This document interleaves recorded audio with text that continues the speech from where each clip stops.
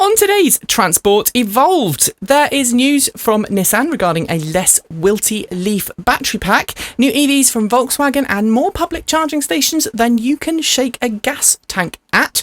Plus, news from Tesla, Nightline, and more coming up next on Transport Evolved. The Transport Evolved podcast.com.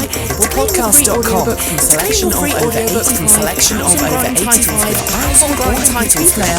Head to www.audiblepodcast.com/transport evolved. And by your kind donation.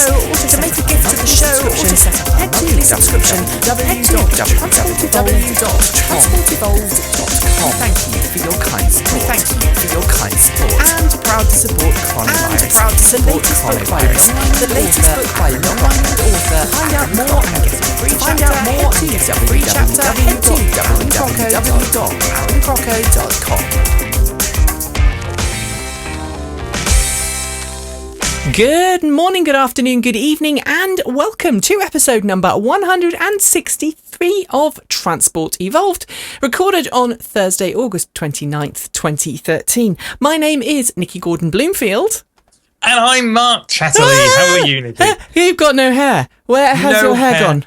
All gone. I cut it all off last week. I did it for a good reason. I did it for charity, raised over £1,000. So I thought that was quite good. And I got lots of silly photos along the way.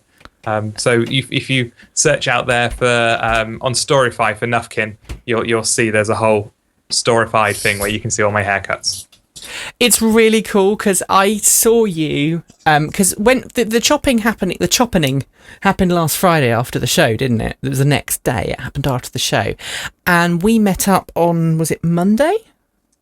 Yeah, yes, I think so. So on Monday when we met up, you just developed a bit of a fuzz, but now it's actually, I can see a visible hairline. Yeah, my hair grows incredibly quickly. I'm probably past the point of what we would call a grade 1 in the UK. So it's very, very quick. Seeming it was razored off on Friday, so a week ago. You're coming up to your birthday. Yeah, 30th birthday on Sunday. Yeah, many happy returns of the day. And you decided to cut your hair off to support a charity. Yes, the charity is called PSC Support. PSC, which is primary sclerosing cholangitis, is actually the liver disease that I've got. And they're a wonderful charity that supports people who have got it, corrects all the rubbish information that's on the internet because it's a rare disease, so there's not a lot of information. But they're also moving into the point where they are funding PhD students to partake in research that will directly help. So as a charity, it's not just helping people who have got the disease, it's also working towards a cure or even a way of dealing with some of the symptoms would be quite nice. So yeah, it's good, I think. That is brilliant. That is absolutely brilliant, Mark. Well done you, and well done everyone who supported you, and yay, go head shaviness. Thank you.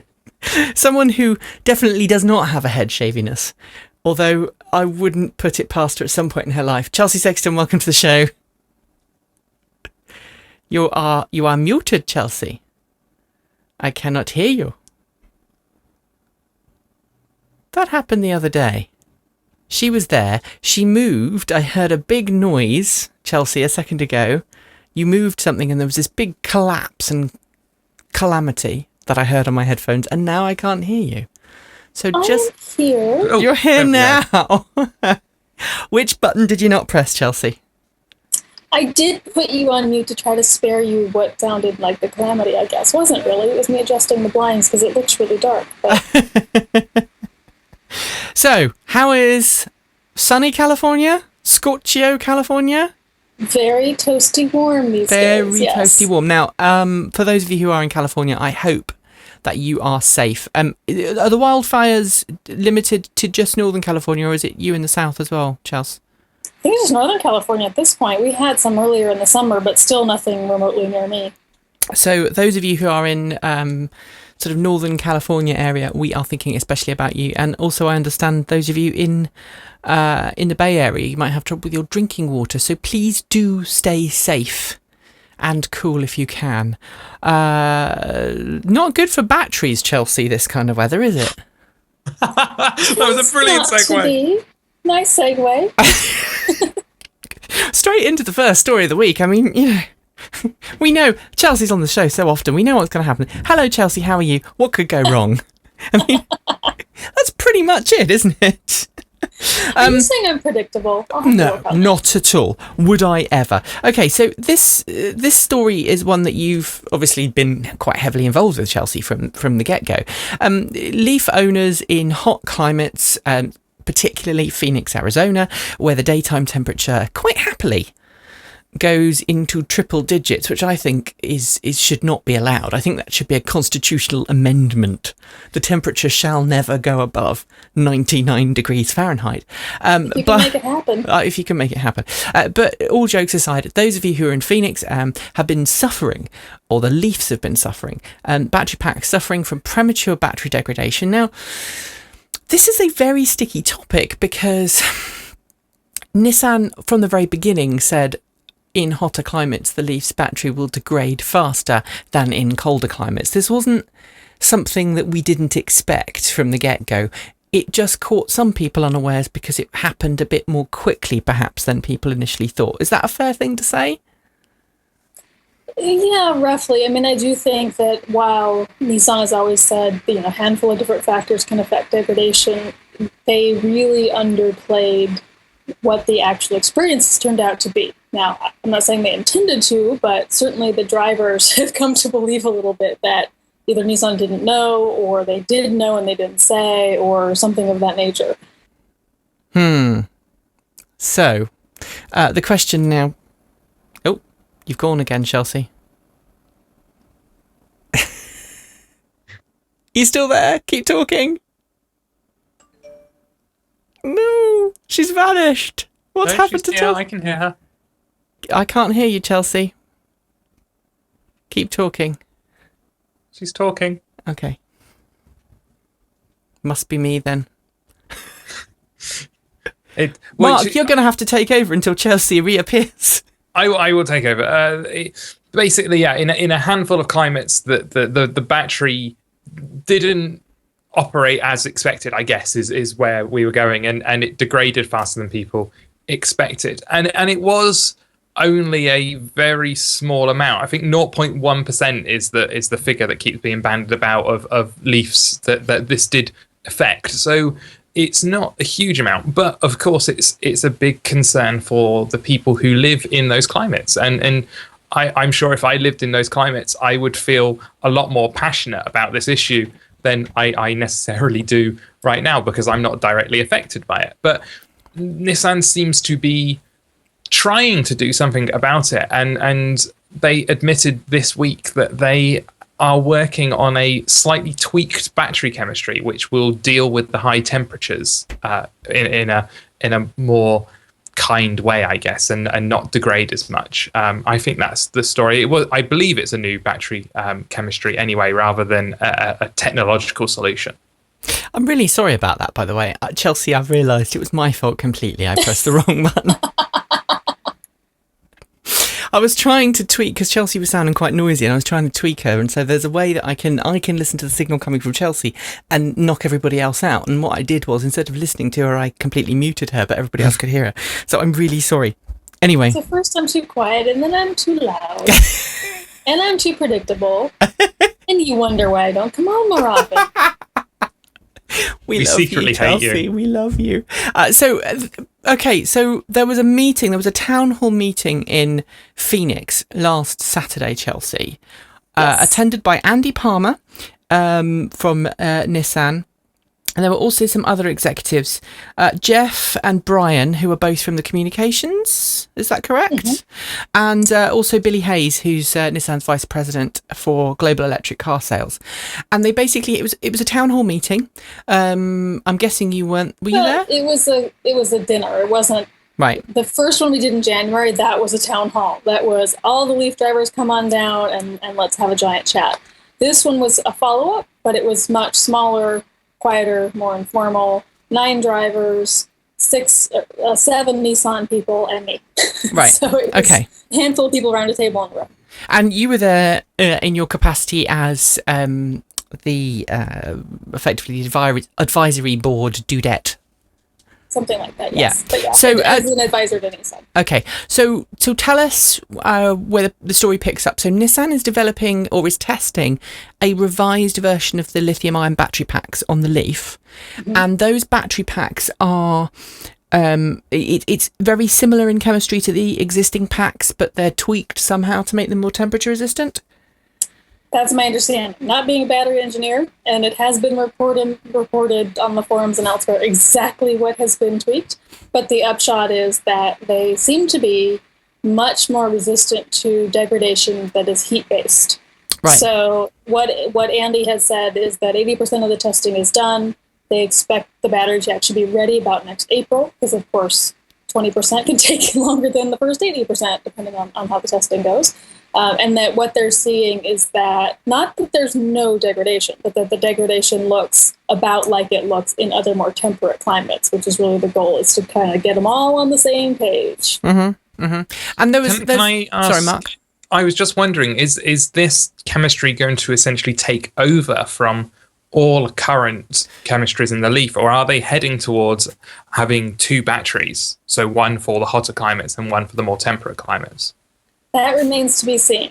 What has been said is that the new, they call it the hot battery. There's jokes about being the Billy battery or the Andy battery or the Phoenix battery, but the new battery will be used for warranty replacement purposes. So that whole thing of if you fall below 8 bars for your capacity warranty, then you'll get a new battery or a remanufactured one, but it's going to be used for that purpose and for potentially new car sales in these hotter climates. A bunch of us looked around the table and said, really, you want to maintain 2 different supply chains and 2 different batteries? And, a couple folks kind of suggested that, yes, ultimately they think this will end up being the battery, and depending on what else they work on and discover and stuff in the meantime. So I don't think it's going to be the battery for 2014 necessarily, but sometime down the line we could have just seen one. But otherwise it's going to be used for hot weather areas. Now, one of the interesting things that I noticed from this is that it seems that there is now an incentive for people to go onto the battery lease scheme if they live in that area and pay the $100 replacement fee to get the replacement battery packs. Chelsea, does that make sense? I haven't seen any hot weather area drivers arrive at that conclusion. No? Okay. I'm talking. No, I mean the rental plan was certainly a huge chunk of the discussion because, of course, Nissan unveiled it. It got what I would say not the warmest reaction, and they're going to release details next year. So a lot of the discussion that evening was around the few specific concerns about that rental program and how they might be ameliorated. Because depending on how the details shake out, that plan could end up working for a lot of Leaf drivers. But it's too soon to tell. I think this whole hot weather battery thing so far has had no effect that I have seen on the perception around the rental plan. I think what I'd like to see with the Leaf plan, and I don't know if this is going to happen in the UK or not, so I can't really comment, hugely. But if it does get offered in the UK, and I'm at a point in 2 or 3 years' time, and my battery does need replacing, I think I probably would go into the rental if I knew, 4 or 5 years down the line, I could turn around and say to Nissan, look, my battery pack is now 5 years old. My second battery pack's 5 years old. My car is 10 years old. I don't want to sell the car because I've now got a 17-year-old 16-year-old kid who's going to start driving next year. I want them to have it as a car that they can get to and from, college or whatever on. And I don't want them to have a huge range electric car. I actually quite like the idea of them only having 40 or 50 miles to play with. But I don't want to spend, and the mileage they do is not going to be high, but I don't want to spend $100 a month or £100 a month keeping the battery unnecessarily healthy, I guess. Right. Mark? But I don't think I'd ever want to pay for battery rental. I think that's where my brain is completely. And I would rather understand that buying a battery is like any other battery operated device. Over time, it will lose capacity. Just like when you buy a petrol car, over time the engine gets less efficient. Yeah. So to me, it's just part of owning the car. And if it gets to a point where the car isn't doing what I need it to, that's an issue for the car. It's not an issue for, or then I will reassess what I need. And hopefully at that point, and the way I hope we're going to go with the motoring industry is that these things become modular and I can buy a new battery, a whole new battery, and not lease it, and a bigger battery or a smaller battery or whatever I need to benefit me at the time. I don't like gambling on my future in the sense of I predict that in 3 years' time, I'm going to need more than 60 miles range, so therefore I'm going to pay more up front now. Yeah. I find that's quite a hard decision for me personally to make. So I'd rather always make a decision based on what I need at the moment. And if the technology fails or falls short of what I need at the moment, then reassess at that point and figure out what's best for me then. Cool. I guess that's where I am. Cool. Moving on, Nissan has just sold its 75th or 75,000th Leaf. So well done, Nissan. Mm-hmm. That's quite a ramp up, isn't it? Because it was at 50,000 earlier this year. It's now at 75,000. Are we going to hit 100,000 before the end of the year, do we think? Chelsea? It's quite possible. I think it's possible now. They've said they're around 4,000 to 5,000 a month, so they'd have to kind of really edge toward that higher end, but it is technically possible, particularly worldwide. And how does that feel, Chelsea? Because, you know, this was a dream for so many early EV adopters and early EV salespeople such as yourself, to see these numbers of cars on the road was something you only dreamed of, wasn't it? 5-10 years ago. Yeah, I mean, it's on one hand, it's really nice because between all the models combined, every single month, they're selling more plug-in vehicles than the entire last generation that we had in the 90s. And you fought so hard for that generation.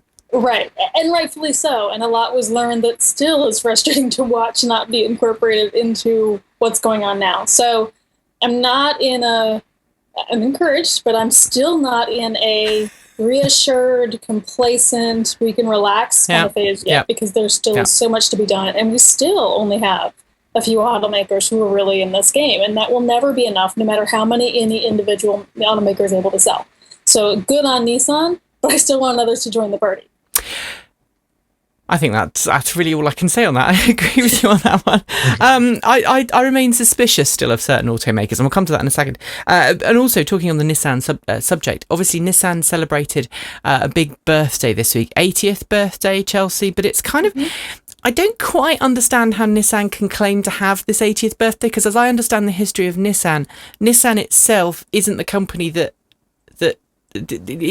became a sort of an amalgamation of various different companies, which then became Nissan. They're definitely incorporating dots and roots and the full history. Yes, because the first was it the Tamiya, the first 1948 electric car that they've rolled out before, when talking about the Leaf and proving that Nissan's been making electric cars for all these. It wasn't actually a Nissan. That was at the event, but also at the event was some autonomous Leafs. Now, have you been in one? I have personally not, no. So Nissan has said quite publicly this week, as has Volvo actually, Volvo's jumped on the bandwagon too, we are going to produce autonomous vehicles by 2020. We are going to make autonomous vehicles. Now, the hint from Nissan quite strongly is that those will be electric as well. So second generation electric autonomous Leaf, Mark, what do you think? Want it. Just take my money now. It's I can't. Everything we do as a species is about giving ourselves more time. So every piece of technology we have ever created is generally designed to free up human time and make a machine or an animal in the early days do something that we don't want to do anymore, because we don't want to work. In general, I mean, that people have their own projects they want to work on, but we don't want to do hard labor, concentrate. So I would love the idea that if you are commuting 20 odd miles into work, you get into your car in the morning, you say, take me to work, and then you sit down and read a book, or you listen to a podcast, or you do the crossword, or you sleep for another 20 minutes. What we do and stay at home. and work from home. Or work from home. But yeah, I think I loved it. And the technology, from my understanding, is there are essentially two ways of going. There's the high-tech route and the low-tech route, and they're both incredibly interesting. So Google's gone a very, very high-tech route with their system that uses LiDAR and GPS and all these other cool, very funky, very expensive things. But then there are people like Oxford University that are looking at solutions that are really based upon things what's become off-the-shelf technology, which is things like the kinetic Xbox things that you just mount around the car, and using the feeds from that. At the moment, that technology isn't as advanced, but the fact that we are talking about off-the-shelf technology means you can essentially adapt a car and make it self-driving in the range of £1,000, and that's insane, isn't it? Amazing. Well, I mean, it's not there yet, but that's the future we're looking at. So, from a manufacturer's point of view, if they can use the lower tech solution, then it's going to be an option. It's going to be an extension of this park yourself car, follow the car in front technology that we already know is out there in the high end cars. It's just going to be, I want to buy a Leaf. Do I want to buy the self drive package? Which is that would amazing. be awesome. And it must be said, wouldn't it be great if you could tell the Leaf, right, go and find a level 2 charging station, deal with the car that's icing you. So you want it to be a cross between a self-driving car and one of the cars from Robot Wars that has a little flipper on the front. Yeah, and off goes the ice, and then you plug in. The other option, of course, would just be to have the car sit there outside behind. I think they should come with the kit. Knight Rider LED strip. Now we're showing our age. Sitting in on the grill, okay. And then imagine if you're a driver of a petrol car and you come up behind, this electric car self drives and parks up behind this iced car and just sits there with its light going. Like part Cylon, part kit. Although it's just made me think, Knight Rider's kind of really dated now, isn't it? Because you watch Knight Rider and you think, we've got cars with internet in, we've got cars that can talk to you. We're getting there. Oh, moving on. All right, so the VW e-Golf and the e-Up are both due to debut in Frankfurt.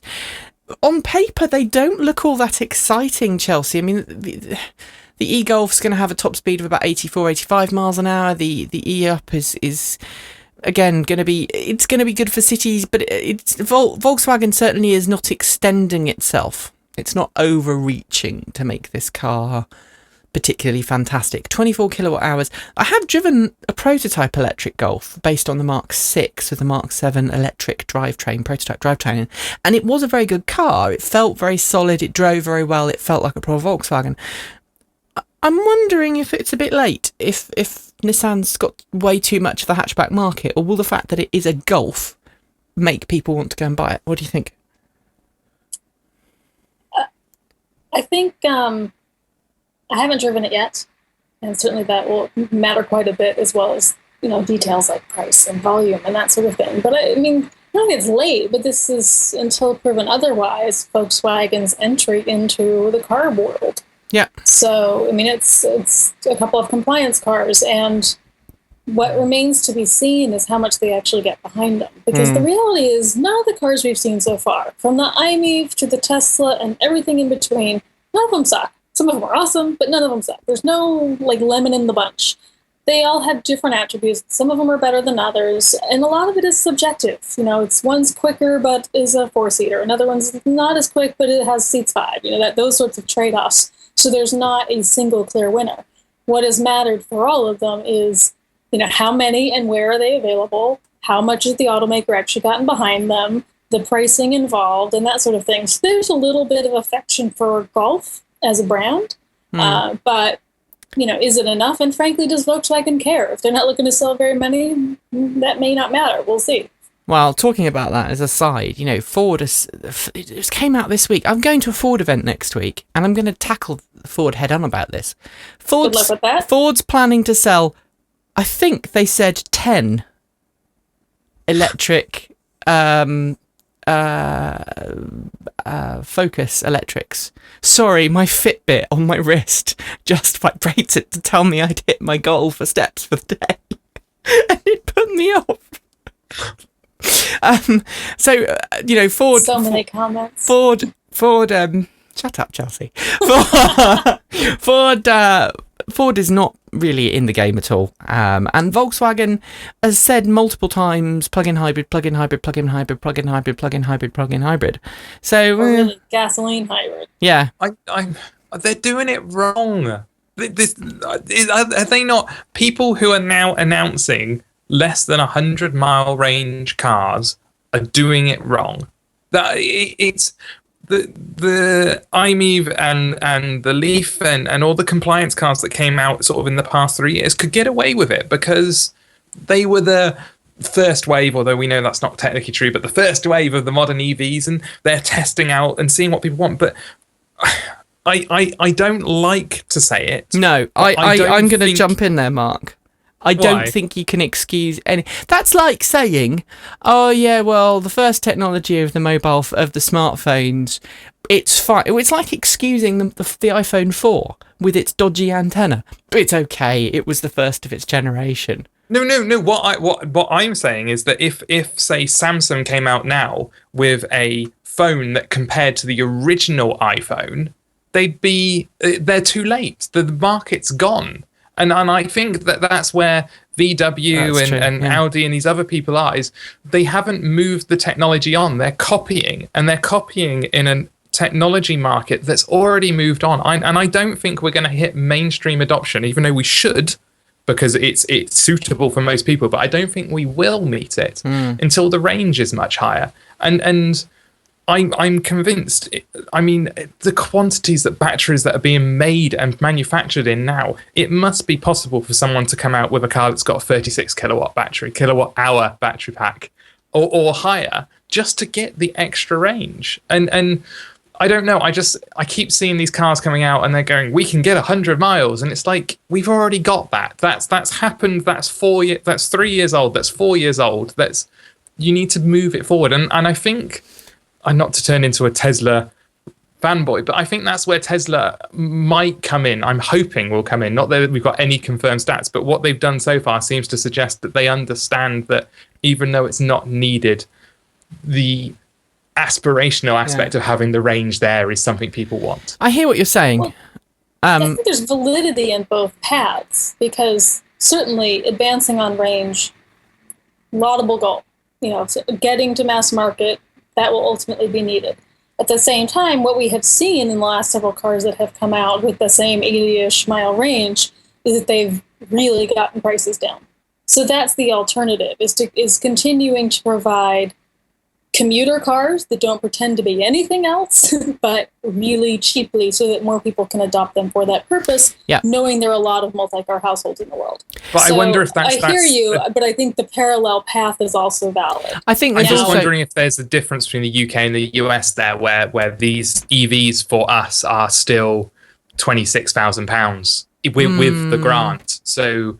because I mean that's why Renault and Nissan have come down the battery rental route. It's why it's smart to come down the battery rental route, is because it doesn't cost people any more to own it. It's a case of juggling maths. They're balancing the same. They're balancing the same damn equation. It's the same figures. They've just moved it from the other side to from one side to the other. And I think you also. We also have diesel in this country. We do. Diesel's got a much higher uptake, and you can buy a commuter diesel car for $8,000.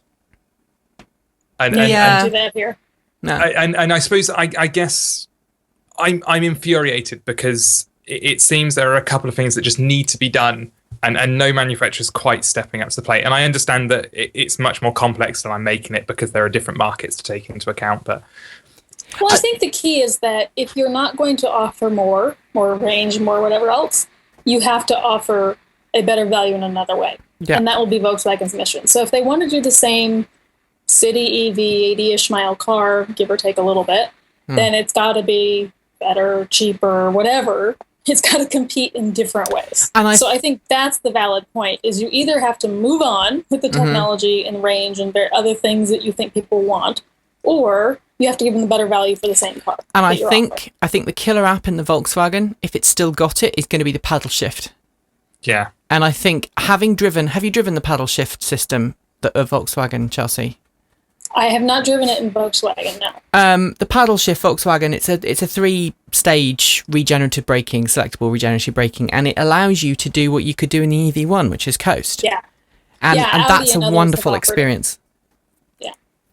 I think the other thing also to remember that I was going to add to all of this before we move on to our next story is we have to remember that fuel economy, like any other technological advance, it tends to stagnate for a bit and then it jumps. Range will stagnate for a bit and then it will jump. Technology will stagnate for a bit and then it will jump. Is that due to technology, or is that due to someone going, I'm going to put out a product that's better, and everyone else having to match it? That's a good question, and I don't know the answer to it. So, I don't know the answer either. Both, depending on which specific technology you're talking about. All right. So the advanced technology vehicle manufacturing loans is back, Chelsea. This is caused so much political poo throwing. There's no other way of putting it. Over the last couple of years. Now, the Obama administration has come under huge amount of pressure from the Republican government for this program, but actually, it didn't start under Obama, did it? No, of course not. But never let facts get in the way of a good story. So, the liberal government, immigrant Kenyan imposter, whatever you want to call him, is claimed to have, caused countless billions of dollars worth of financial loss to the government by giving away money to friends of the government to make electric vehicles that will never work and never run. The reality was it was actually started under Bush, wasn't it? Mm-hmm. Even before President Obama. By the way, none of what I just said, the other bit, that was me being Rush Limbaugh for a second. My disclaimer. Well, because I know the American government is now listening and watching and everything. Oh, I didn't just say that. Always were. So the ATVM loan program got halted after fiscal problems. We've seen some bad stuff happen, but we've also seen some success stories, haven't we, Chelsea? And the majority of the ATVM recipients have actually done some good with the money that they've been given by the government or loaned by the government under the low interest scheme. Yeah, I mean the DOE and former and current loves to tout the success ratio, and look, most of the bets they made were tremendously safe bets. Mm-hmm. Most of the money in the automotive space went to Ford and Nissan. Yeah, Ford and Nissan. What's going to happen there? So they took a couple of gambles, and legitimately, they took a couple of gambles that they still haven't explained, and we have doubted since the day they did it. So there are some fair questions to be asked. Yep. And most of the response has been, no, you should never question us, because, we're just trying to do something good here. So some of the questions are fair. All the politics and the shenanigans around the drama of it all is overblown. Mm-hmm. Well, okay, so Tesla had loan money under this scheme and has paid it all back. Ford has used the massive amount of money, meaning it makes what Tesla got look like small change. Yes. Ford used it mostly to develop the EcoBoost range of engines, didn't it? And the new next generation 4-cylinder turbocharged engines and V6 turbocharged engines. Nissan used the money to help bring the battery plant online in Smyrna, Tennessee, didn't it? For the Leaf.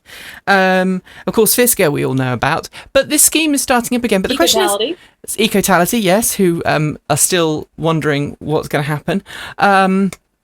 So who else is left, Chelsea? That's the question. Who else can benefit from this? I mean, do we think perhaps Honda is going to jump in on the game and try and get some money for the NSX? Well, so that's really what my question is.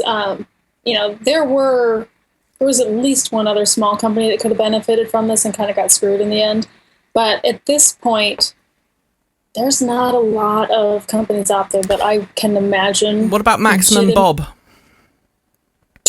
Yeah, no. Yeah, just no. Yeah, let's give Fisker more money under his name. No. But I did that just to see your face. Contender. I'm sorry. Yeah, no, still no.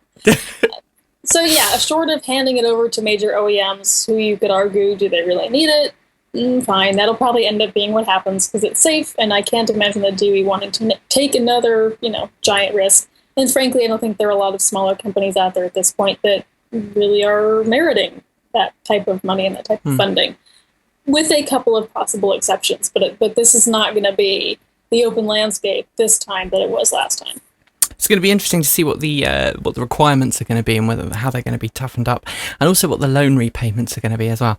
I guess we wait. Really, just the ongoing monitoring.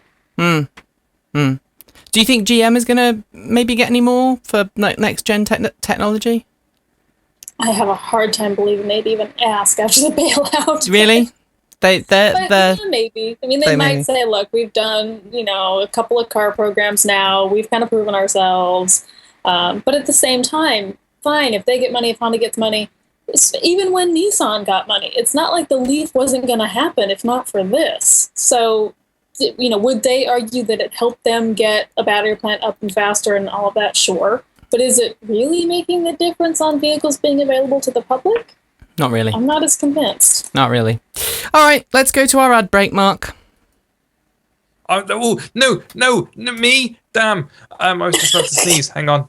I need to interrupt the sneeze. There we go. Audible. Don't. I can hear people snickering. Audible is a wonderful online delivery service for audiobooks.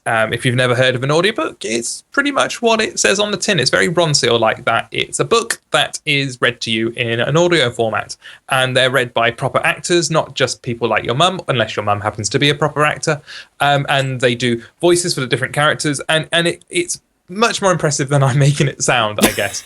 They have every single type of book you can think of. They have historical fiction, they have historical non-fiction, they have sci-fi, which is the section I kind of hang out in. They have old BBC radio dramas, they have autobiographies, they have biographies, they have pretty much any major book that you can think of will be on Audible. Now, you can go in and just buy them. And it costs you quite a lot of money because audiobooks take a lot to produce, or you can sign up. And if you sign up, you pay a monthly fee, they give you a credit, and then you spend that credit on an audiobook. So you can get sort of £40, £50 audiobooks for $7.99 a month or $9.99 a month. But what's even better is, because we're awesome, we have a deal with them where if you go to www.audiblepodcast.com/transport evolved and sign up through that link, you get 1 month for free, which is one audiobook.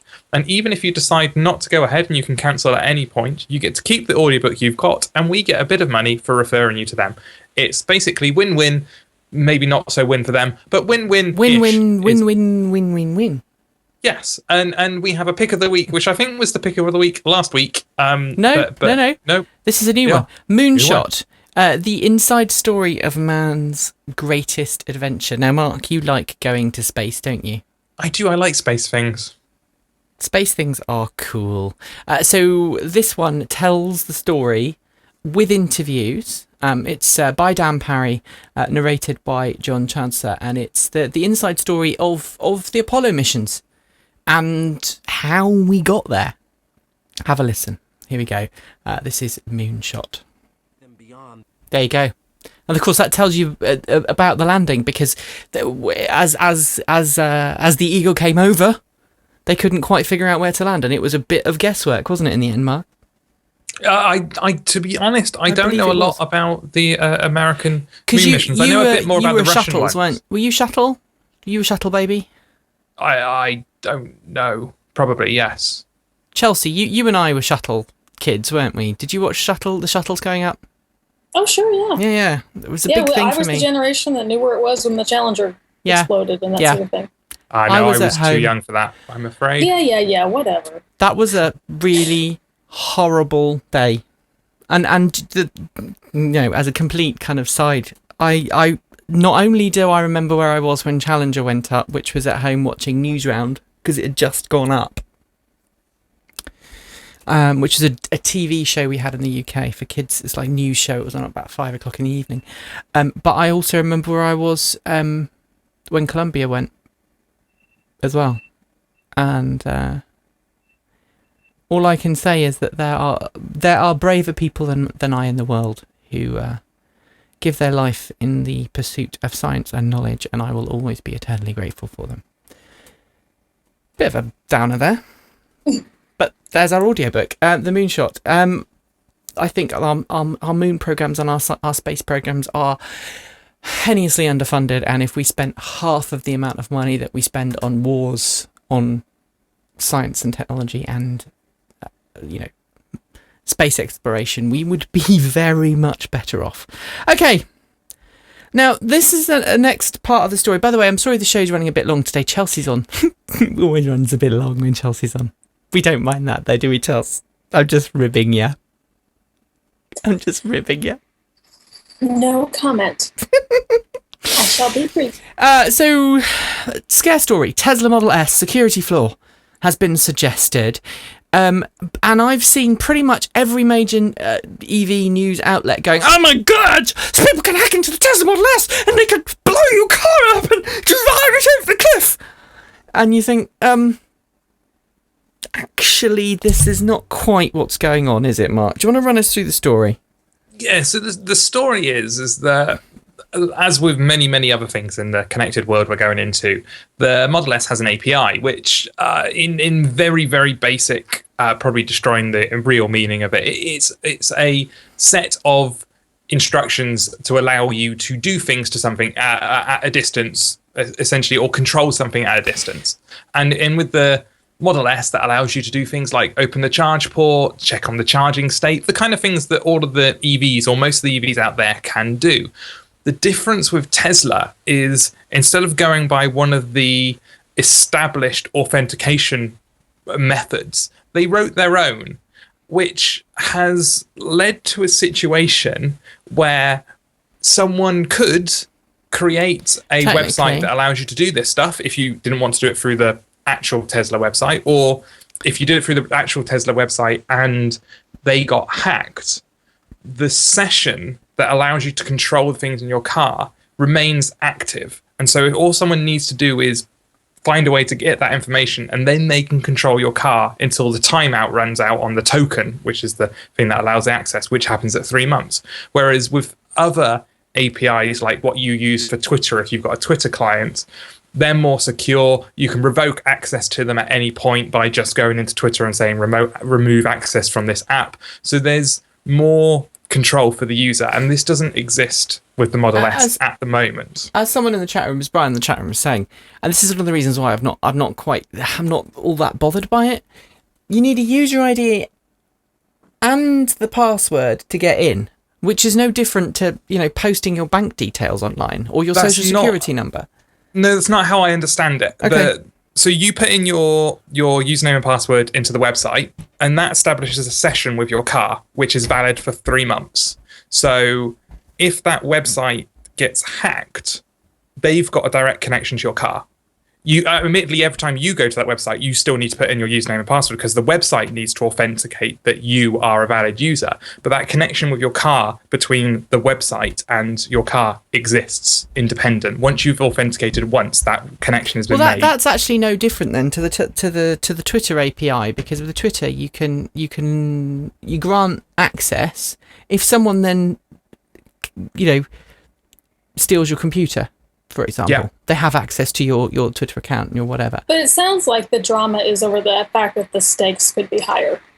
Yeah, I mean, what really happens if someone hacks your Twitter account, your Facebook, whatever? In worst case, they can get at whatever you've done from there, whatever pictures you have up and that kind of thing. But other than causing a nuisance to everyone you know and are connected to from those sites, there's not a lot that can personally be done. And it sounds like from reading the account, it's not like they can drive your car for you or anything either. No, it sounds like similarly mostly nuisance. It seems benign. It seems benign to me. It's a valid concern. Look, everyone's going to blow it off with Tesla because it's Tesla. Yeah. If this was a Ford question, and it has come up for other automakers, it usually is a much bigger deal. Yeah. But the more connectivity we put on cars, these are fair questions to ask. I mean, I don't think it's inappropriate to kind of go, how much of this should be allowed? What kind of protocols should be in place to both facilitate everything we want to be able to do with our cars, but also make sure that whatever information there is protected. And why haven't they used the existing protocol that is out there and works? But then I suppose that's the Tesla way. They don't use the existing standards. And maybe that's a conscious choice, and they wanted to follow it with this. But the what you now use for Twitter with OAuth is kind of the established standard for doing this, and they've deliberately avoided that and made their own. And that's introduced this weird possible if scenario, which is what it seems to be. This could be my reading of what it is, and I've talked to a few people about this, so it could be my reading or their reading slightly skewed, but that's what it seems like to me. I think you're right. Every modern car now has connectivity to it one way or another, and most do. I mean, GM has OnStar. Ford has My Ford Sync, My Ford Touch, whatever. Nissan has Car Wings. Then you've got Tesla. Even something like Open Vehicle Monitoring System. If you were determined enough, you could get in and break it and do things to it. But the question is, I think ultimately what damage can be done. You're right, it does need to be secure, and we do need to have faith in it. But I think, as the guy pointed out in the post, this is not uncommon, and he's not singling out Tesla per se. He said, a lot of these smart grid Internet of Things suffer from the same problem. Philips Hue, the lights, you can hack into that pretty easily. I've got something in my house which is which monitors my power usage. That supposedly can be hacked into fairly easily. The most serious one I know is when proper electronic pacemakers went in, which you could get status from via Bluetooth. They went in with no security at all, because who you just want to scan it and know what's happening and send it new instructions if you wanted to change the settings on a pacemaker. No one thought Bluetooth and technology would be where it is today. And so people are walking around with these old pacemakers, and it is possible, and has been written about in scientific papers, for someone to have an app on their phone and to literally stop someone's heart if they got close enough to someone with one of these pacemakers. Because there's no encryption or anything. And I think that ultimately lies down to not to the user in this case, but it does lie down to education. Because, I mean, we train our kids, don't we? You don't have kids, Mark, but I've trained my kids, and I'm sure you have too, Chelsea. You don't give your email address and password out to anyone. You might give them your email address, but you don't give them your account password. You don't give out your bank details or your social security number. You don't give out personally identifiable information in such a way that makes you a target. And actually, someone made me stop and think that not that long ago. For this studio, someone went, "You're showing us all this equipment in your studio. You have no idea who's sitting on the internet watching your video." When I did a studio tour, and you're quite open about your address, I know where you live kind of thing. And it made me go, you know what? You've got a point. And you have to make sure you use HTTPS if you can, keep things secure at your end, and then you become less of a victim, less likely to be a victim moving forward, I think. 100 times more rapid chargers by 2020 than we have now, Chelsea. This has been a prediction that has hit the news this week. You are smiling. I think that's all I need to say. Tell us more. Why wouldn't we want 200,000 chargers within the next 5 years? Okay, so this is a report. Tell us. Right. Okay. So.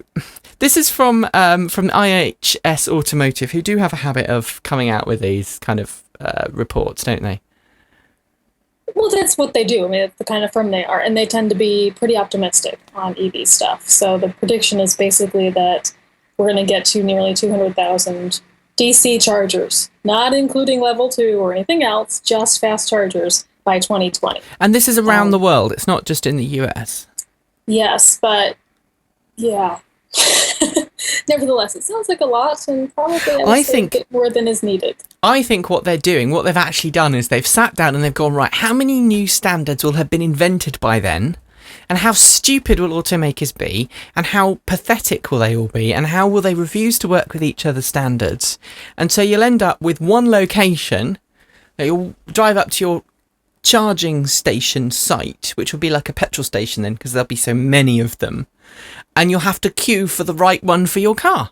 So there'll be a Tesla one, there'll be a Chademo one, there'll be a Frankenplug one, then there'll be the DC European Frankenplug one, and then there'll be, some other, what's the Silex hypercharger one. 44 kilowatt AC. Yeah, that's how they're doing it. I reckon they must be cooking the books. No, I'm just joking. I think it's possible, but I think, do we really need that number of chargers? How many cars are we expected on the road by then, Chelsea? Well, that's the real question. So based on the vehicles, no, it's going to be way too many chargers. And the reality is still, some public charging is nice to have, but timing is also important. And there's been such a push to be 10 steps ahead of vehicle deployment rather than 1 or 2 steps ahead, which is completely appropriate. You want a few more than are needed. There's a psychological aspect, there's a convenience aspect, but blanketing the world with chargers before they're really needed means they don't get used, makes the business case harder for every single company involved, and it ultimately means they're out of warranty by the time they ever are needed. Yep. So it's fiscally irresponsible, it's politically irresponsible, especially when so much of the funding for all this has been taxpayer funding. And we've also got to point out at this point that there's nothing that people like the BBC like more than doing stories about how EV charging points are not being used. I have evidence to suggest that a member of the BBC You and Yours team actually methodically went round all of the different county councils in the UK, of which there's a couple of hundred, aren't there, Mark? Yeah. Requesting information under our Freedom of Information Act, which I know you guys have something similar in the States. How many charging stations have you got? How much did it cost you to put in? And how many times have they been used? Or how many people are registered to use the scheme? They probably just put in all the applications to everyone at the time. And what's happening is every time one comes back to them, they're writing a story about it. And it's just insane.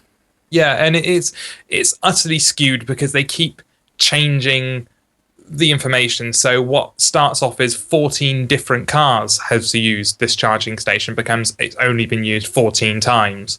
And then they don't, we go back to the initial problem of these chargers are just being, or some of them have just been put in where they can be, not where they're useful or where they're needed.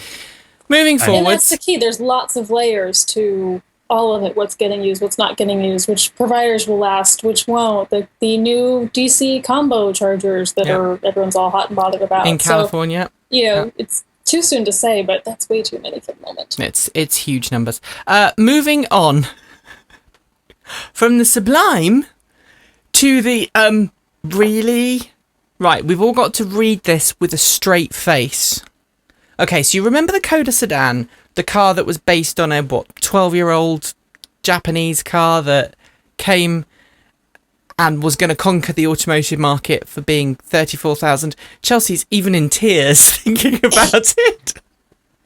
No, it's making my eye itch. 34,000 was it? Or was it 40,000 in the end for this car that didn't handle very well? How many did they end up selling, Chelsea? Before like they went bust, or something. They sold a huge, small number, and then Koda went bankrupt, and it called in the receivers, and a company came out of that called Koda Energy. Guess what Koda Energy says it's going to be producing? A 175 kilowatt solar powered DC fast charging station. Now, I just want you to hear that again. 175 kilowatts DC fast charging station. Now, forgive me, but in the UK, our average house, the roof on a house in the UK, average UK end of terrace or mid terrace semi-detached house in suburbia, is generally capable of having about 4 to 6 kilowatts on the roof. Okay, 4 to 6 kilowatts. How massive is this thing going to be? To be 175 kilowatts and solar DC fast charging. It's going to have a battery in it as well, I think. But it says the key is the pronoun you used. They are building one. Yes. Yeah, and I think the charging station is just a DC. It's not. I imagine it doesn't give the specs on the. It just says DC fast charging, so it doesn't even say rapid charging. So they got the terminology wrong. So let's be really confident in these people. This is the official statement. Coda Energy with Energy Vault and Growing Energy Labs will deploy the first EcoStation, a solar integrated electric vehicle fast charging station optimized by energy storage in the Bay Area, San Francisco Bay Area. The charging station will incorporate a 175 kilowatt solar array. Yeah. And then a 40 kilowatt hour Coda Core UDP energy storage system. And I've seen when I was in Zurich, the last day of the wave was at a school where they handed out the prizes. Was at a school, and for a school project, they'd put on their roof. The kids had done it, a solar array which was 562 solar panels, and that was 133 kilowatts. And how much physical size did it take up? How much space? It was a school. Yeah, it was a big building. I can't think of anywhere in the San Francisco Bay Area. Unless it's on if you had one of the old warehouses down on the docks, maybe covered or the roof with that, maybe. Or maybe the Alameda runway. Possibly, it's interesting, but there's one, and what's their business case? So one company has gone bankrupt. This company's emerged out of it. They're now putting up this massive solar array, DC fast charging, this Coda Core UDP storage system. Is their business plan selling the power back to the grids? Is their business plan charging people for the charging up? Where's the business plan? I don't. It's not immediately obvious. Maybe that's because I'm a bit dim when it comes to business. Chelsea? I mean, I've said what there is to be said. It's nice. The notion of banding solar, storage, and fast charging together is a smart one. Not even just fast charging. Will that size of an array require a huge space? Yes, and I assume they probably have it. But the bigger question, and beyond, are they going to build one of these? Is this enough of a business case for Coda to survive at all? It just seems that Coda's come along, and Coda's kind of like the, have you ever seen, oh God, I'm going to get in so much trouble for saying this. I'm just going to say it now because Chelsea's here and she encourages me. Do you remember at school, there was always this kid who hung around in the back of the group of friends, and someone would come up with an idea, and someone else would say, oh no, that's not a good idea because X, Y, and Z, and they'd come up with a refined idea. And then they'd all give their opinions, and then there'd be one kid at the back who went, oh yeah, me too. They were the me tooers. They never came up with an original idea in their life, but they always went along with the coolest, the best idea. Me too. I'm going to do that too. And I'm going to be better, or I'm going to do it better. It just seems that, I don't know, in the back of my head, someone in Coda, they've been sitting there watching the news, and they see Elon Musk unveiling the supercharging stations with the solar panels on top, and went, wow, we could do that too. Well, I mean, look, we've had solar-powered charging in California for 20 years.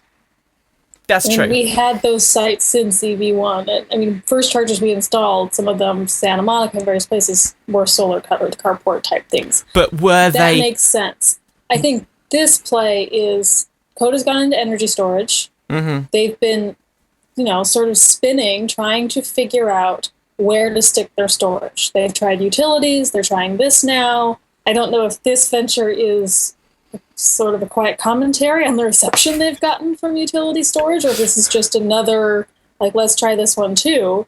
But obviously they're trying to drum up business in whatever ways they can think of would be a receptive model for their storage product. Yeah. Donating one to me. I'll give them all the publicity they want. And then you'll sell the energy to the grid on their behalf. And no, they're storing it and then I use it. Potential. All right. So, Chelsea, Model S. Yes. EPA approved range for the 85 kilowatt hour model is what, 200 and something, isn't it? 285. 285, 260, something like that. Dutch drivers, we have seen someone once got over 400 miles in their Tesla Model S by driving it at 15 miles an hour. But now some guys in Europe, these crazy Dutch dudes have come along and done 388 miles on a single charge, driving in normal traffic around Denmark. What does normal traffic mean? They worked out the 16 hours, 388 miles over 16 hours equates to a regular speed of 24 miles per hour. Then your answer's in the question. Yes. But I mean, think about London or Birmingham. I mean, you don't go much higher than 30. So I can totally see that being achievable if you only ever drive your car in a city. Admittedly, a city that it would be silly to drive a car in, but it's a city nonetheless. You've just spent the best part of, what, 80,000 on a Model S to drive at 27 miles an hour. Well, that part's kind of funny. But that's the reality. If you have an EV, if you have any car, and you're in an urban area, chances are you spend way too much time sitting in traffic. So is this surprising in any way? No. I mean, you can take any EV out there, drive it very conservatively, speed, climate control, the whole thing, and get more than the posted EPA range. Mm-hmm. So, I mean, if anything, I'm not sure that this is a story. It's only a story because it happened in Europe. Yeah. It's only a story because it happened in Europe, and it's because it's Dutch, and everyone thinks the Dutch are crazy. Yeah. And still it reinforces that especially that particular model of the Model S has wicked range. But we've always known that. I bet I would like to see what the smallest range I can get out of a Model S is. I think that's a worthy endeavor. Yeah. Laguna Seca, if anyone's interested, give me a Model S, a plane ticket out there. I had fun in a roadster around Millbrook. What? How far did you get? I wasn't going for range. Oh, there's going to be a Model S at the event we're at next week, Mark. And they've got a bowl track. They've got a bowl circuit that you can, high-speed bowl circuit, but you're only allowed to go up to 100 and some. I think, or maybe even 85 top speed. But we could see how fast it went round the track at 85. I mean, how long before it ran out. Or maybe we just need to take one on an Autobahn. That would be the other option. We just want to borrow the press car. Where are you going? We're going to Germany. It was supposed to be just another cargo run, but for Ken Mallory and the 3-person crew of the Raven, an anomaly in deep space changes everything. An unexpected turbulence shakes the small ship like never before, allowing a deadly virus aboard.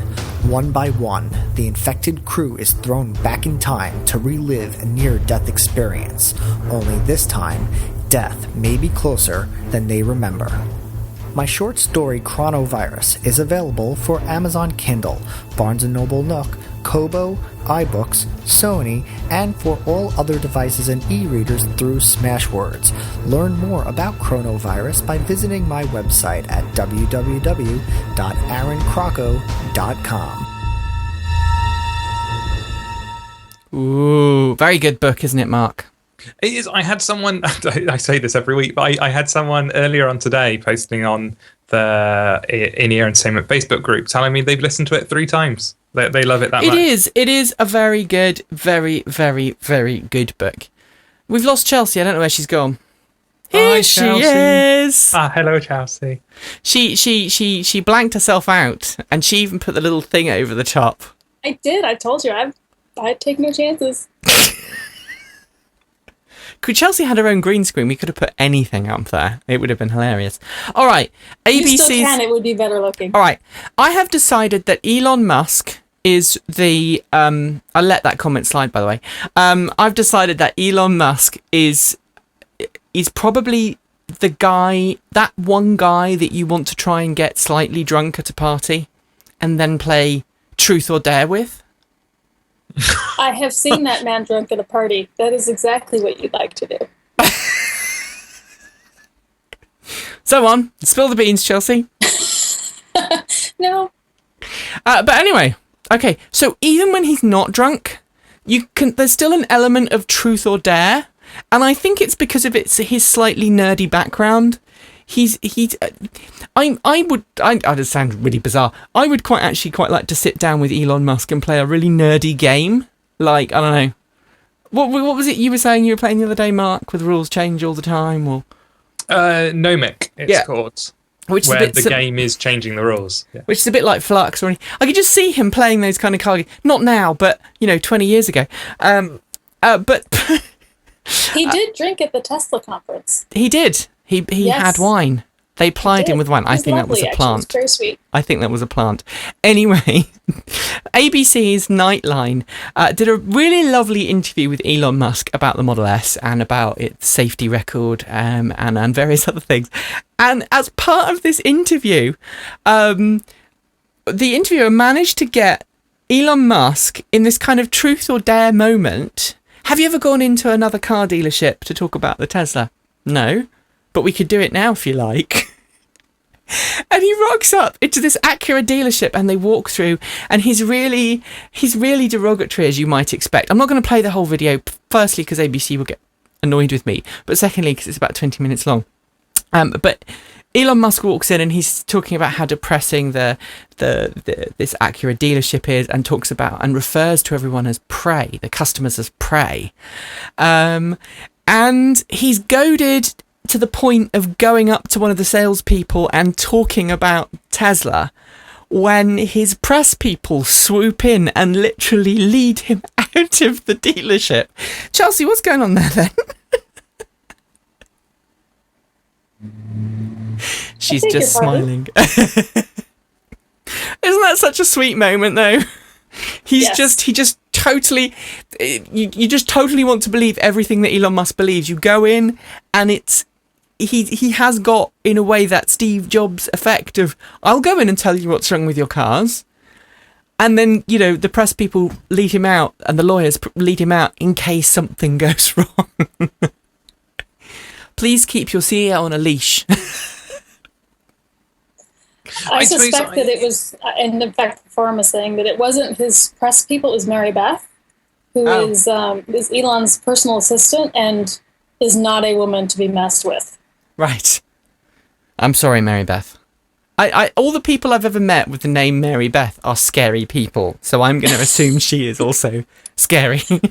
Yeah, she's formidable. Formidable.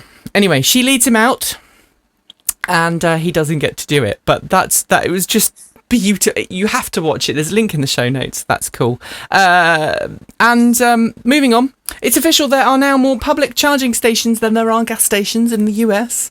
Woohoo! There are a lot less EVs than there are gas cars, though.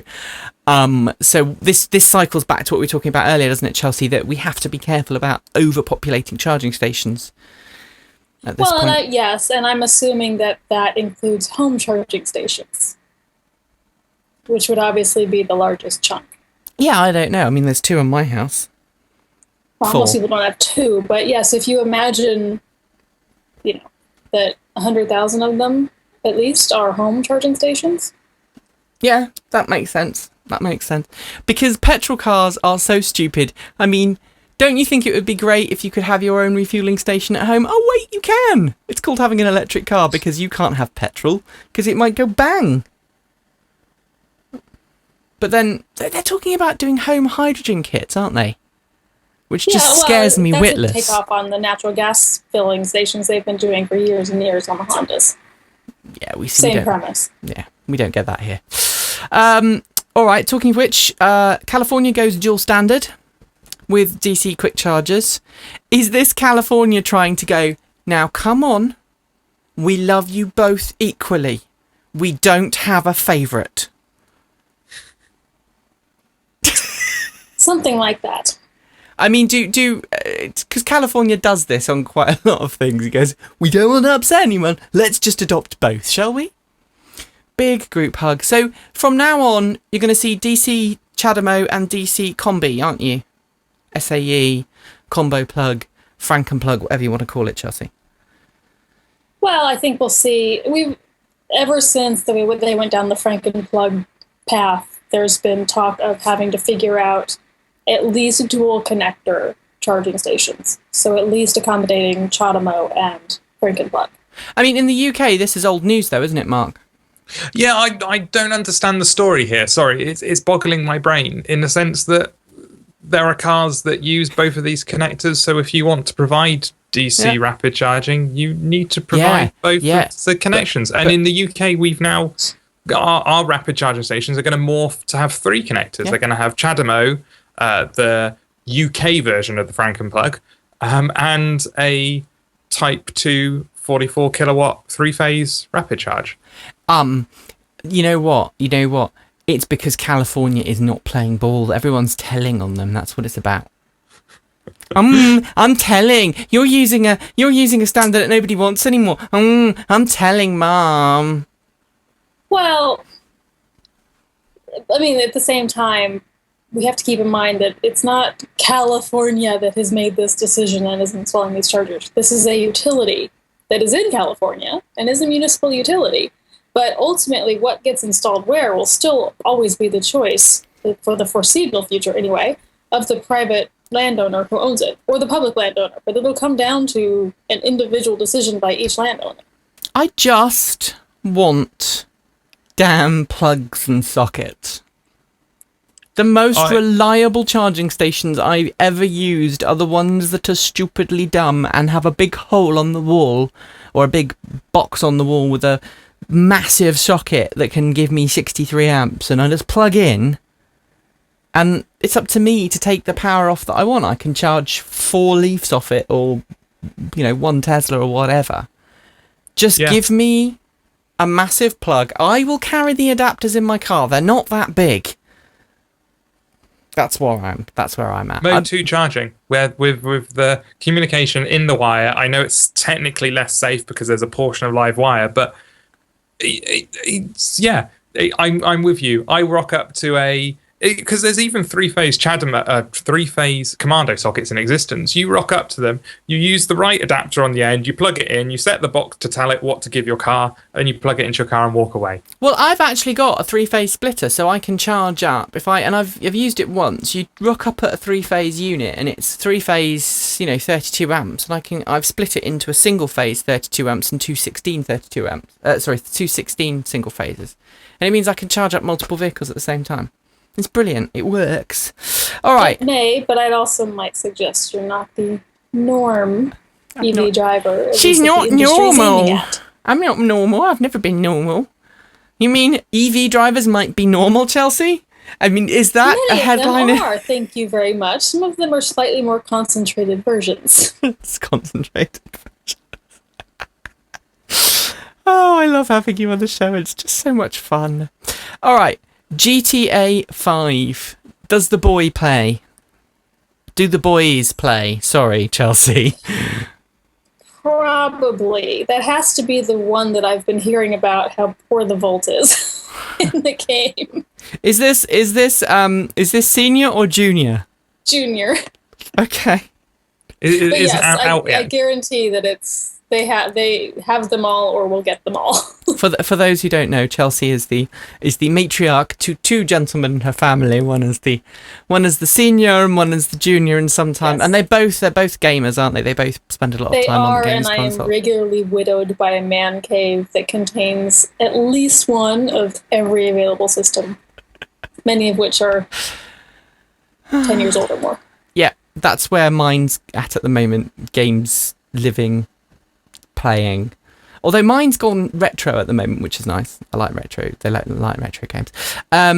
Anyway, Grand Theft Auto 5 is getting the EV treatment. It's coming soon. It's launching next week, Mark. Grand Theft Auto 5. Yes, something like very, very soon. If it's not next week, it's very early the week after. Isn't it about September the 18th, 16th, 17th, around that, mid-September? Something like that. It's coming soon. And it's going to be awesome. I'm not going to buy it. I don't like GTA. Well, I had trouble playing Assassin's Creed because my 9-year-old daughter would come on.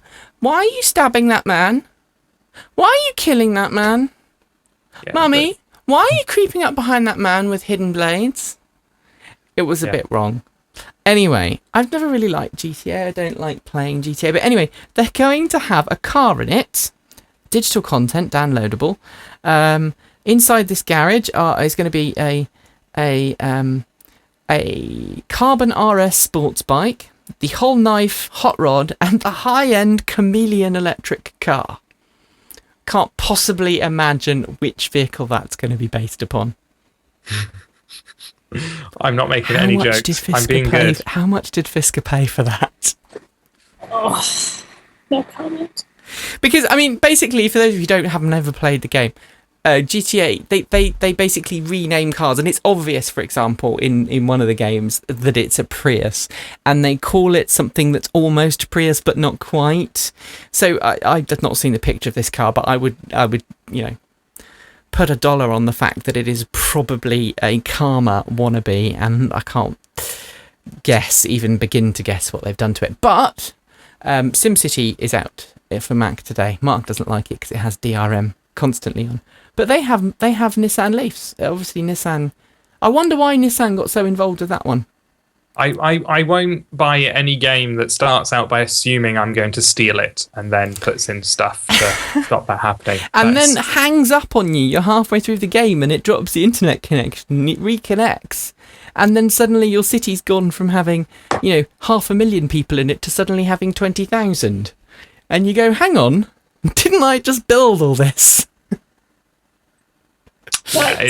Well, but part of the connection, I'm sure, with Nissan and Sims and the games that they were in is that it's Electronic Arts, which is a huge EV proponent. The CTO has been driving an EV for 10, 15 years and so on and so forth. So tell EA to stop its DRM and then we'll love it forever. Okay. I'll get right on that. All right, and finally, Mark 2. Happy birthday to Tesla, because it's 10 this year, isn't it? Ooh, didn't know that. Tesla's 10 years old around this time, isn't it, Chelsea? Happy birthday, Tesla. Yes. So, before we go, your best moment in 10 years of Tesla. Mark. Oh, you come to me first? My best moment was the first time I ever felt the acceleration of a Tesla Roadster. Literally, I don't believe there's a person on this earth. You could put the Pope in that car under acceleration will swear. That's the only way. Do you know, it's really funny because I had this greengrocer who lives, I have the greengrocer that we go to locally, Gardener's Patch on Gloucester Road in Bristol. Hello to them. They've got a couple of shops, and one of the guys who runs it, Zane, is as camp as Christmas. He's lovely, bless him. And so is his partner. And I promised him, because he'd already shown an interest in electric cars, but he's a big guy. I mean, he's built like the proverbial. I mean, he's probably about a foot taller than me. He must be 6'6", 6'7", something like that. And he's big in every direction. And I turn up with a Tesla Roadster and said, I promised you a ride in this, didn't I, Zane? And he went, I'm never going to get in that. I said, don't worry. And we get him in it. And he straps in. He just about gets the seatbelt on. And I said, right, Zane, I'm going to make you scream like a little girl. He went, no, you're not. Floor it. He gets back. I take him up the freeway, one junction, and then turn around and come back. And then, we have to go back through city streets. So I'm observing the speed limit when I'm going through city streets. And he gets out. And a joke not. He crawls on hands and knees out of the passenger seat. I think that has to be. I think probably my favourite experience was I think watching that video of Elon Musk on ABC News. And it actually wasn't. It was talking to Elon Musk about supercapacitors at the Fremont factory, and his eyes lit up like a little kid who's seeing a Christmas tree for the first time full of presents. And it reminded me that underneath this businessman, he is an engineer who wants to play and is quite geeky. And I think that makes him quite endearing in some ways. Chelsea, your favourite Tesla moment? I think mine are probably similarly human. Like the first time they did the Roadster unveiling event, and Martin was just giddy. I mean, he walked by and just walked up and kissed me on the mouth. He was so excited and so unaware of what he was doing and high all night long. Or watching the first Roadsters even be produced and roll offline, and the moments where the company was still small, it was still so emotional for all of them. It was not yet, we're just a car company and this is all this sort of standard protocol. It was almost like a stone rolling down a hill, wasn't it, at that point in its history, where it had gathered a momentum and it was inevitable that things were gonna, and it was tough because it was a bumpy ride, but it was kind of like everyone had just got swept up in the hype. I mean, it was that, but it was more emotional, and the company that at the time was still small enough that it was the closest to a family that it's ever been. It's quite different culturally now. Mm-hmm. So it's been fun to watch their successes, but I think the early ones were more impactful than even some of the more recent ones, as much as we champion the recent ones for what it means to the overall movement. They just have a different context at different stages in the game. Yeah, agreed. Well, there you go. Happy birthday. Hopefully you don't end up being a troublesome tweenie, Tesla. Nobody likes a troublesome please, tweenie. It's guaranteed. I just can't wait. I just can't wait until it stops coming down for breakfast and refuses to get up in the morning. And on that note, thank you to everyone for joining us in the show. Thank you, Chelsea, for joining us. Come back soon. We've got some new things planned, haven't we, Mark, that we want to give some people some ideas about. But first, Mark has some news. I do have some news. It's not, well, it's kind of exciting news. Basically, we said it a few times, I'm 30 at the weekend. Due to this and a couple of other factors, I've decided to reorganize my life and make a couple of big decisions and scary decisions. And one of them is that I have quit Zero Carbon World, not because I'm getting out of EVs, but because I want to do other things in the EV space, and I want to concentrate on my own business and want to concentrate on Transport Evolved more. So, yay! Yeah, it's going to be a scary couple of months for me, but I think it's going to be a good couple of months. So I will be around, and if anyone needs any tech consultancy, give me a job, says give me a job. Well, no, a freelancey helping you out, I can do that. I can do that for a bit of, paying my electricity bill money. That'd be good. He even does tricks. I do tricks. I cut my hair every 2 years. That's kind of personal, you guys. He does tricks. There you go. He's very good at swatting away wasps, as I discovered. We had the weirdest production meeting on Monday. We met at a motorway rest stop for a production meeting. I was in the Volt, Mark was in his Leaf, and then another local owner turned up on their Leaf. I think they must have got a bit confused that it was actually a meeting for the local owners, but we kind of stopped in the middle of the road and had some fun. But Transport Evolved is going to go through some changes. We are, and please bear with us at this point, we are kind of rebranding and changing. I don't want to go into too much right now, but Transport Evolved is going to change the day it records. We're going to start recording on a Sunday evening. As of Plug-in Sunday, Plug-in Day is when it's all going to happen. So 29th of September, we're going to go through some changes. There is a new show coming, isn't there, Mark? There is. It is called TEN, Transport Evolved News, and it also happens to be 10 minutes long. So TEN seems like a really good name for it. And it's going to be, a lot of people have said to us, Transport Evolved's great, the show is great, but you guys babble on far too long, especially me, and you end up doing 1.5-hour long shows, and you're covering all the tiny little things that nobody really wants to hear about. So 10 will focus on the week's worth of news in the world of electric vehicles, and it won't be a live show, it will be a pre-recorded, it will be a video and a podcast, it will be 10 minutes long, and it will fill you in with just the facts, ma'am. Very, very simple. This is what's happened, this is what's said, kind of very newsy. And then and that will be we will publish that on a Friday / Saturday morning. So Friday evening, Saturday morning, that will go up onto the internet. And then on a Sunday evening at 7 p.m. British Summer Time, or by that point probably it'll be Greenwich Mean Time, which is 1 hour earlier than we currently do the Thursday show, but it will be on a Sunday.